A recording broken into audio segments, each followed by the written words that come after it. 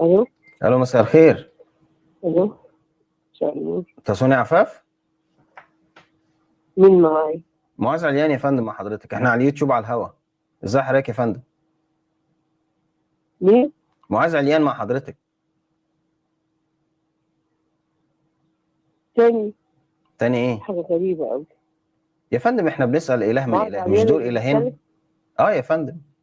خليك في حالك وما تتصلش بالرقم ده تاني. ليه يا فندم حضرتك؟ يعني الكتاب بيقول كونوا مستعدين دائما لمجاوبة كل من يسألكم عن سبب الرجاء الذي فيكم بكل وداعة وخوف، مش ده نص الكتابي؟ يا تسوني عفاف ما يصحش كده يا تسوني، مش كل مره اتصل بيكي تقولي ما تتصل، مش عايز اسمع صوتك، مش ما تتصلش هنا تاني يا فندم. انتوا حاطين ارقامكم على اساس نتصل عليكم ونسالكم، ليه دايما كده نرفوزه؟ اي نعم، هو يسوع نفسه كان عصبي لدرجه ان هو لما شاف الناس اللي داخله كانوا قاعدين في الهيكل بيبيعوا، دور فيهم الضرب بحسب بعض التفاسير، يعني رفع الكرباج ده لا بضيعهم. فتخيل انت كده ست غلبانه قاعده بتبيع فرختين ولا حاجه، راح قالب بتقلب ليه انت الترابيزه؟ انت عصبي، راجل عصبي، فليه كده يا فندم؟ يعني ربي يبارك، احنا عايزين ناخد بركه. يعني المره اللي فاتت صوتت في وشي مش عارف في ايه. بص اهو الفيديو بتاع سوني عفاف معايا. مين حضرتك؟ برنامج اكريزو بالانجيل يا فندم على اليوتيوب على الهوا، وكان عندي سؤال بس في قانون ايمان. مش عايز اسمع صوتك حتى.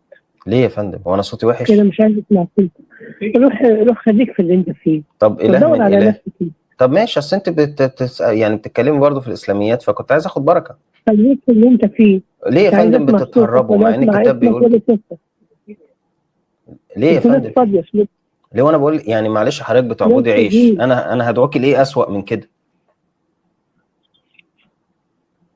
هدعوكي لايه اسوأ من كده؟ انتوا مالكوا ليه اللي مش عايز اسمع صوتك يا وحش كب عليك انت الشرير يا معاذ. ايه يا فندم في ايه؟ متعصبه ليه كده يا تسوني عفاف نجيب؟ كل ده عشان بنقول لكم اعبدوا الله ما لكم من اله غيره، بس بنطلب منكم تعبدوا ربنا سبحانه وتعالى وحده لا شريك له، بس بنطلب منكم تتركوا الايمان بالكتاب اللي قطعا مش كلام الله. انتوا اصلا مختلفين على الكتاب عدد اصفاره، ومختلفين على نصوصه، ومختلفين على كل حاجه. لما نيجي نقول لكم حرف، لا انت وحش، انت صوتك انا مش عايز اسمع صوتك. كان نايس تقول لك انت قلبك قاسي قوي قوي.